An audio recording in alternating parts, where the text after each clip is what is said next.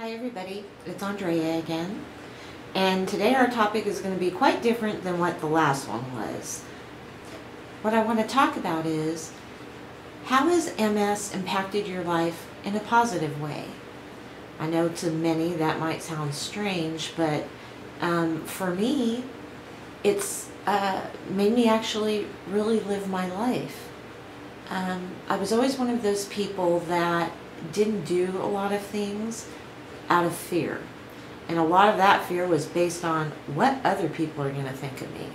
So there's a lot of things I can look back at now and wish I would have done or tried, but my ego was such that I wouldn't do anything if I thought I couldn't do it just perfect, or people would laugh at me and think I was stupid, that type of thing.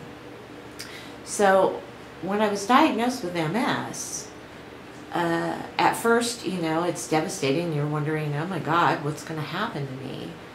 But then after I got over the first relapse that got me diagnosed, I found that I was capable of doing things. And the first thing was that I finally let my husband start teaching me the piano. I figure, what the hell, I have lesions and holes in my brains. I can't feel like my left hand hardly at all back then. So I thought, well, we were playing around on the piano and he was kind of showing me stuff, and I was like, oh, is that really all it is? Because he's a great teacher. But always in the back of my mind, I thought, well, if I don't do well, I have the excuse of, well, I have MS, what do you expect? But as I started doing it and realizing, wow, I can actually do this. And in a very short time, he taught me how to read music. I was playing the piano. I'm never going to be a great pianist, but to be able to sit down at the piano and play a piece of music that I want to hear and that I love, it's just a great feeling. I enjoy it a lot, and I found that it's a really good way to exercise my brain, because you're accessing, different parts of it when you're doing that. When you're reading the music and you're getting your hands, it's hand-eye coordination, learning different things, and it's been great for me to work with my left hand especially, since it is so numb. And it's been great, exercises for the fingers and stretching and all of that. So that was the first thing that I did, and I was like, wow, I can actually do this. And then my great friends Eric and Tracy have this phenomenal music room, and if any of you have seen my videos on my Reno Andy channel, you've seen a lot of videos of that music room. But secretly, when I was young, I always wanted to be a singer. I always wanted to be that rock star, And their room makes you feel like that. And whereas before, you wouldn't have gotten me up there to sing, because I know I'm not a great singer. And I would have been like, oh my God, they're laughing at me. They think I'm an idiot, that type of thing. But I got up there and I did it. And to be honest, you can't get me away from that microphone now.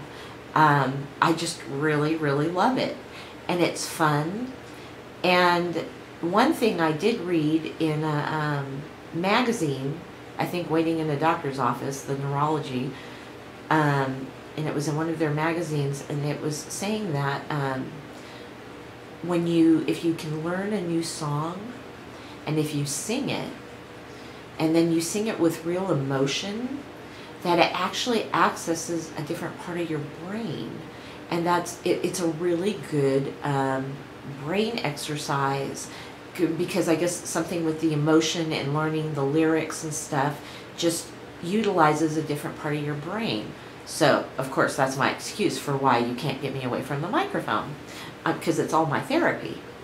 Another thing I found that I'm getting pretty good at, and I've been told that I don't give myself enough credit, so I'm going to start taking a little credit here, is video.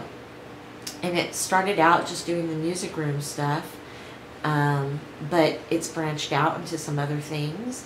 And me and my friend Tracy are looking at starting a production company. We've done a couple small little things, just practicing, but it looks like we might start doing weddings and, you know, simpler things like that. But my ultimate goal is to make a short feature. So that'll be a task in itself. But I guess what I'm just trying to say is, you know, you have one life, and you have to enjoy those little moments, because when you look back, that's what you have. And so with the video, I find that I'm documenting now a lot of those moments, so I can always look back and remember. I know that a lot of you have talents of your own, or things that you've found that you do to compensate for not being able to do what you used to do. So now you find other things. Like Randy, on his video, he was talking about how he's oil painting and he's doing video and he's writing a book. I mean, so it's not uncommon, I think, for people like us.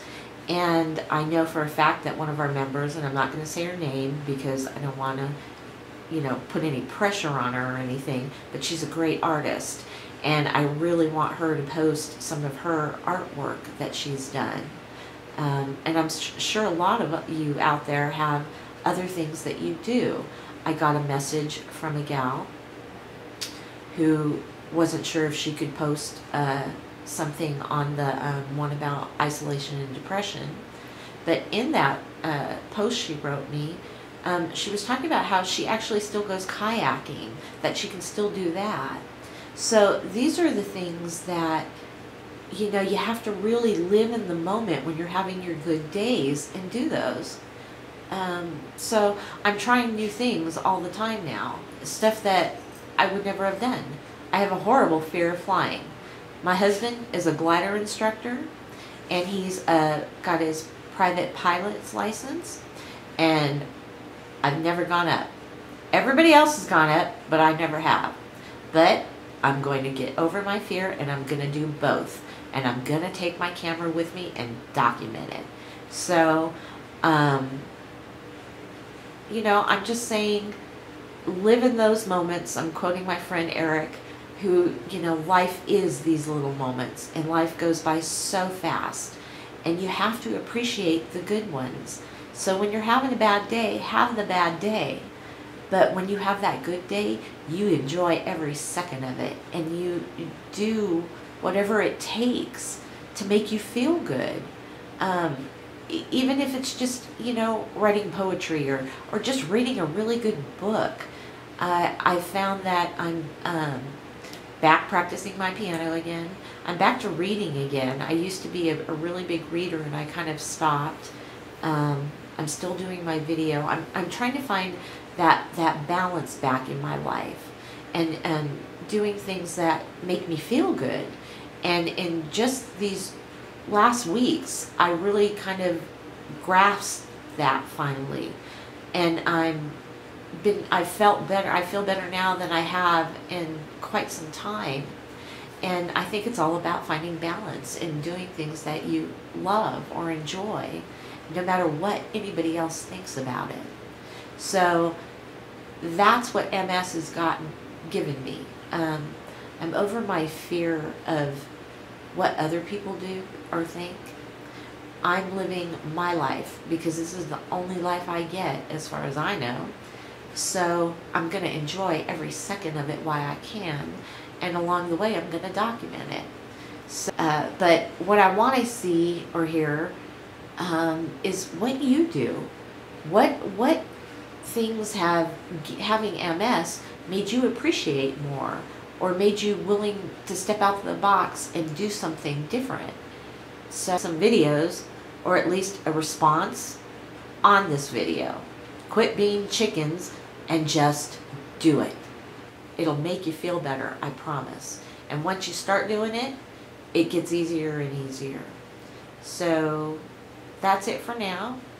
And enjoy this day. Bye.